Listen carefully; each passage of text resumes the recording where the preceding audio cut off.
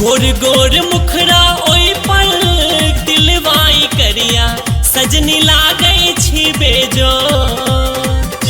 गोर गोर मुखरा ओई पर दिलवाई करिया सजनी लागई छी बेजो। जादू नैन में आहा के सजनी हे ये लागई छी बेजो। जादू नैन में आहा के सजनी हे ये लागई छी बेजो।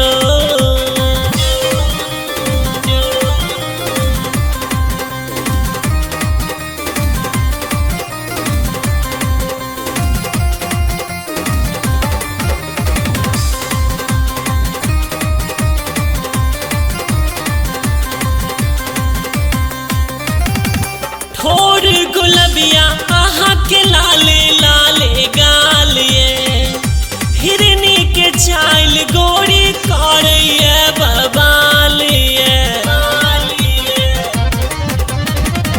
ठोर गुलबिया आहा के लाले लाले गाल ये हिरनी के चाल गोरी करैया बबाल ये। देह आहा के लागे मधु के रिसाला रस बोरने पोरे पोर। जादू नैन में आहा के सजनी हे ये लागई छी बेजो। जादू नैन में आहा के सजनी हे ये लागई छी बेजो।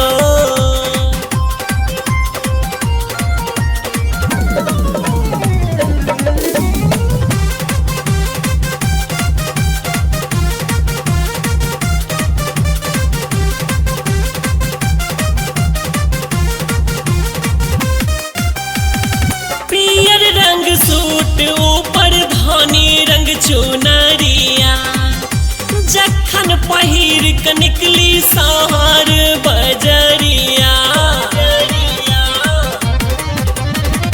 पियर रंग सूट तई पर धानी रंग चुनरिया जखन पहिर क निकली सहर बजरिया। देखी कयान मस्त परी के सगरो मैची जाइए सोर। जादू नैन में आहा के सजनी हे ये लागई छी बेजो।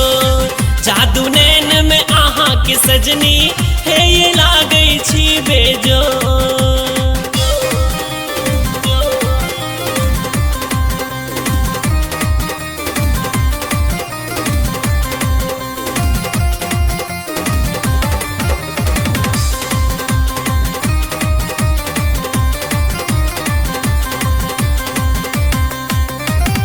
हे ये प्राण प्यारी जुन ए नाने सताविए। हम हो छी प्रेमक प्यासल लाग घुरे आउने। हे ये प्राण प्यारी जुन ए नाने सताविए। हम हो छी प्रेमक प्यासल लाग घुरे आविए। देव मुँह बजना जो बना लेब सजना धीरज आही में विभोर। जादू नैन में आहा के सजनी हे ये लागई छी बेजोर। जादू नैन में आहा के सजनी हे ये लागई छी बेजोर। गोर गोर मुखरा ओई पर तिलवाई करिया सजनी लागई छी बेजोर। गोर गोर मुखरा ओई पर तिलवाई करिया सजनी लागई छी बेजो। जादू नैन में आहा के सजनी हे ये लागई छी बेजो। जादू नैन में आहा के सजनी हे ये लागई छी बेजो।